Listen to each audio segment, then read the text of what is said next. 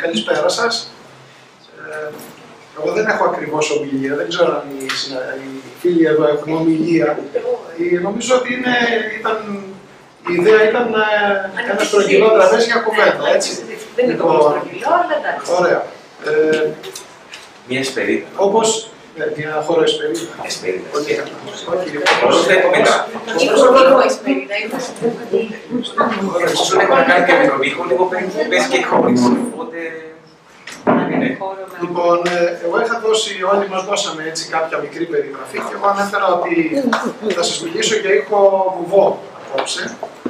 Ήχο βουβό με την έννοια ότι το σημείο επαφής το δικό μου με των μουσικών τέλος πάντων και των συναδέλφων που ασχολούνται με τον ήχο όπως τον αντιλαμβανόμαστε εδώ στη γη, για να το πω έτσι, είναι οι ταλαντώσεις. Στο διάστημα, όπως γνωρίζετε, ο ήχος δεν διαδίδεται. Ο ήχος όπως τον γνωρίζουμε εδώ στη γη. Διότι ο ήχος είναι στην ουσία αυτό που λέμε στη φυσική μηχανική ταλάντωση. Προϋποθέτει δηλαδή ένα αρκετά πυκνό μέσο, στο οποίο θα διαδοθεί μια διαταραχή. Αυτό είναι ο ήχος.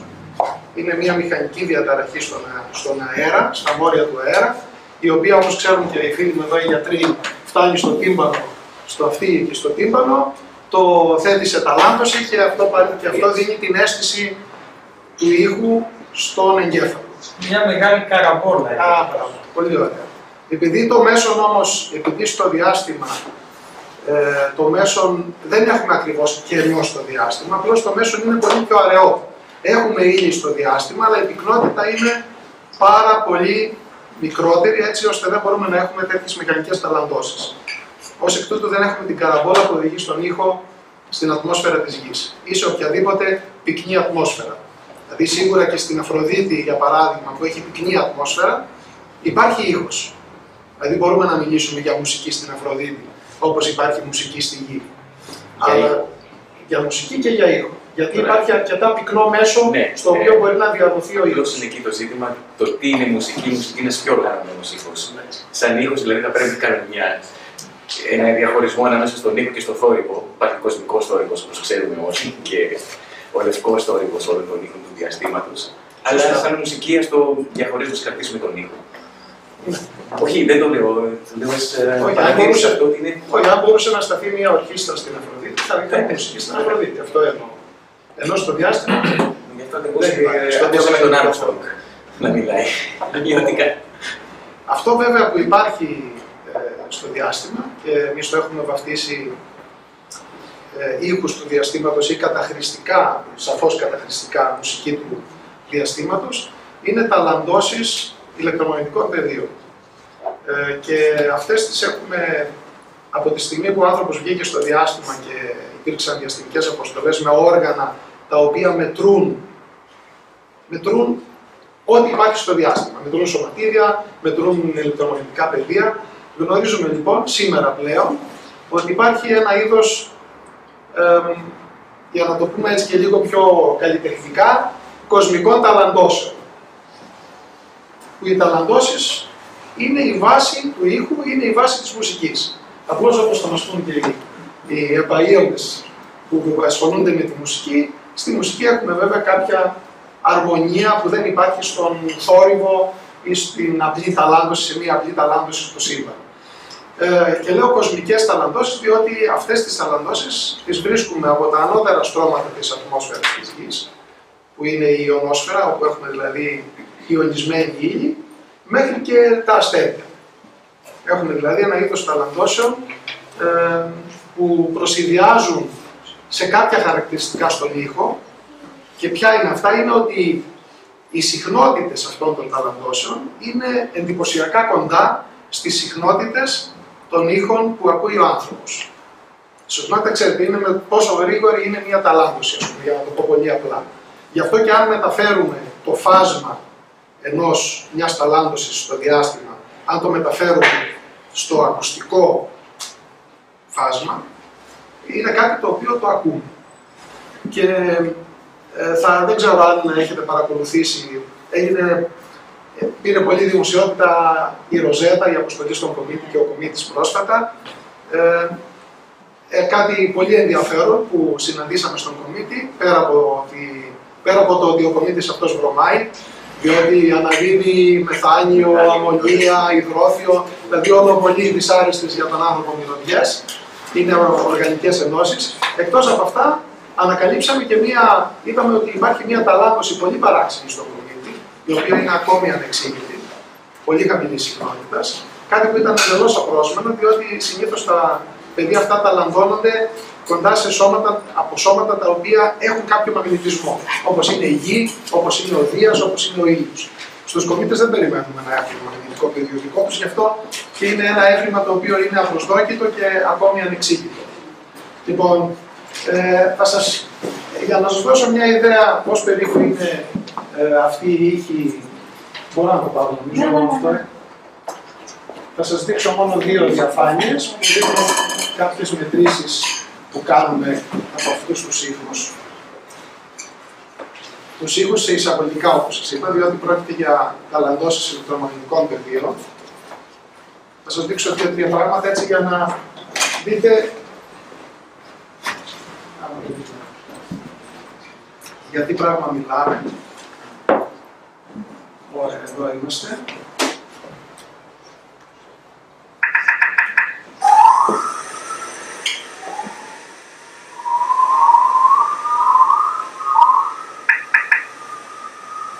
Αυτά είναι λοιπόν μετρήσεις μαγνητικού πεδίου στο διάστημα κοντά στη Γη και το φάσμα αυτό, δηλαδή το που σε ποιες συχνότητες έχουμε μεγαλύτερη ένταση, το έχουμε μεταφέρει στο ακουστικό φάσμα και έτσι μπορούμε και το ακούμε. Είναι, θα έλεγα, εντάξει, σίγουρα δεν είναι μουσική, αλλά θα μπορούσε να πει κανείς ότι είναι απόκοσμοι ήχοι, οι οποίοι για τα φαινόμενα που διαδραματίζονται στο διάστημα, τα οποία είναι πολλές φορές εκρηκτικά, δηλαδή είναι τόσο εκρηκτικά που ένας άνθρωπος δεν θα επιβίωνε αν βρισκόταν κοντά σε αυτά τα φαινόμενα.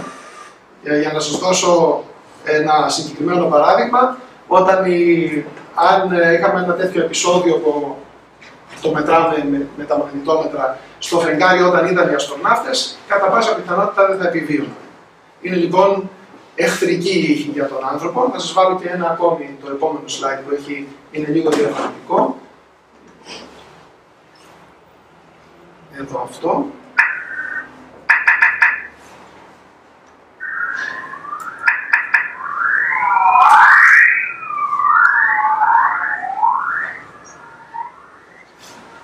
Να το αφήσουμε μία φορά ακόμη.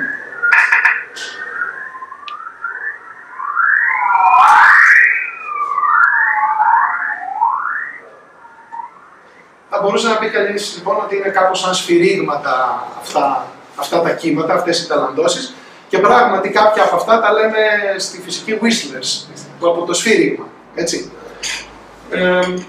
Πρέπει να πω ότι τέτοιου είδους ταλαντώσεις, σας είπα ότι αυτά είναι στο γεωδιάστημα, δηλαδή κοντά στη Γη, τέτοιου είδους ταλαντώσεις έχουμε ανακαλύψει και σε άλλους πλανήτες, στο Δία, στον Χρόνο, όπου έχουμε ισχυρά μαγνητικά πεδία δηλαδή. Και μάλιστα θέλω να αναφέρω ότι σε ένα ερευνητικό πρόγραμμα που αφορά τις ιδιότητες αυτών των ταλαντών και τις επιδράσεις τους στο διάστημα, είχαμε και μία δράση μουσικής, μπορώ να πω, από την οποία γνώρισα τον Κώστα τον Μαντζόρο, γιατί βοήθησε στην ενέργεια, στη δράση αυτή. Είχαμε ένα μουσικό διαγωνισμό, ο οποίος ήταν διεθνής, συμμετείχαν νέοι, ως επιτοπλίστων νέοι συνθέτες από όλη την Ευρώπη και ζητήσαμε να συνθέσουν μουσικά έργα χρησιμοποιώντας και αυτούς τους ήχους, όπως λέμε, του διαστήματος. Και είχαμε βέβαια πολύ μεγάλη συμμετοχή, νομίζω πάνω από 50 συνθέσεις από ό,τι θυμάμαι. Και οι νικητές ήταν από την Τσεχία, το Ηνωμένο Βασίλειο και την Ισπανία. Ήταν πολύ ενδιαφέρουσα εμπειρία, γιατί ήταν και για μένα η πρώτη, ας πούμε, θα έλεγα, επαφή με τον χώρο της μουσικής.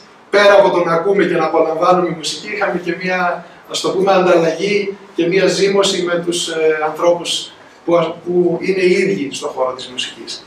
Λοιπόν, και θα κλείσω αναφέροντας ότι αυτού του είδους οι ταλαντώσεις, πέρα από το ηχητικό τους περιεχόμενο, το οποίο δεν είναι, ας πούμε, είναι ενδιαφέρον μεν, αλλά δεν έχει προφανώς το αισθητικό περιεχόμενο μιας μουσικής σύνθεσης. Έχουν ένα αποτέλεσμα το οποίο όμως έχει, θα λέγαμε, οπτική χάρη, και το αποτέλεσμα αυτό είναι αυτό που είναι γνωστό ως Σέλλας. Είναι το βόρειο Σέλλας, υπάρχει και νότιο Σέλλας βέβαια. Και τι συμβαίνει ακριβώς, αυτές οι ταλαντώσεις έχουν την δυνατότητα, την ιδιότητα να επιταχύνουν ηλεκτρόνια στο διάστημα σε πολύ μεγάλες ταχύτητες. Το διάστημα χαρακτηρίζεται, αυτό που κάνει μία ιδιότητα του διαστήματος που το κάνει εντελώς ξεχωριστό από την εμπειρία μας εδώ στη Γη, είναι ότι η ύλη δεν βρίσκεται σε ουδέτερη μορφή, όπως την γνωρίζουμε εδώ στη Γη, αλλά είναι ιονισμένη. Είναι πλήρως ιονισμένη. Είναι η τέταρτη κατάσταση της ύλης που την ονομάζουμε πλάσμα. Αυτό τι σημαίνει? Ότι έχουμε ελεύθερα ηλεκτρόνια. Έχουμε τα άτομα που είναι ιονισμένα και έχουμε και τα ηλεκτρόνια που είναι ελεύθερα. Η ιδιότητα λοιπόν αυτών των ήχων, όπως είπαμε, του διαστήματος, στο γεωδιάστημα, είναι ότι επιταχύνουν αυτά τα ηλεκτρόνια σε πάρα πολύ ψηλές ταχύτητες. Πάρα πολύ μεγάλες ταχύτητες, πολύ μεγάλες ενέργειες. Οπότε κάποια από αυτά τα ηλεκτρόνια πέφτουν, ας το πούμε. Έχουμε κατεωνισμό, βροχή ηλεκτρονίων στην ανώτερη ατμόσφαιρα της Γης, και εκεί που πέφτουν αυτά τα ηλεκτρόνια, διεγείρουν τα άτομα και τα μόρια αζότου και οξυγόνου, που κυρίως η ατμόσφαιρά μας είναι άζωτο και οξυγόνο, και τα κάνουν να φωτοβολούν. Και θα σας δείξω, έτσι, για να έχουμε προστέρψη των οφθαλμών, πρέπει να έχω εδώ κάπου.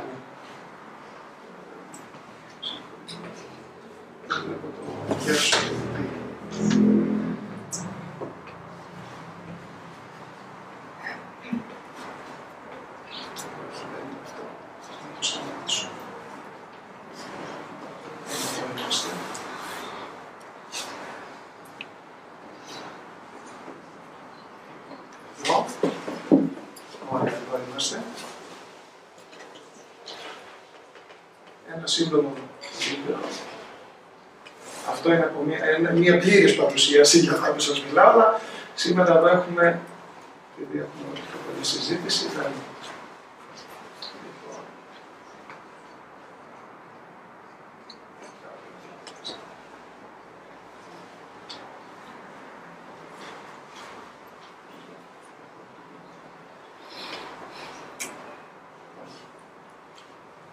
Λοιπόν, αυτό είναι το Σέλλας, οι εικόνες του Σέλλαος.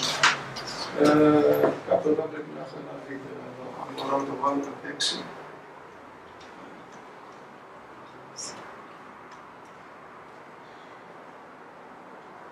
Ωραία. Αυτή η μουσική βέβαια δεν είναι διαστημική, είναι πραγματική μουσική. Και αν μπορούμε για λίγο να σβήσουμε, μπορούμε να σβήσουμε λίγο τα φώτα για όσο θα παίξει το βίντεο. Είναι ένα σύντομο βίντεο, το οποίο μας δείχνει ουσιαστικά τα αποτελέσματα αυτών των ήχων του διαστήματος, τα αποτελέσματα που είναι ορατά στο ανθρώπινο μάτι. Είναι το μόνο διαστημικό φαινόμενο το οποίο ο άνθρωπος μπορεί με τις αισθήσεις του να αντιληφθεί, χωρίς τη βοήθεια δηλαδή τεχνολογίας, χωρίς τη βοήθεια οργάνων.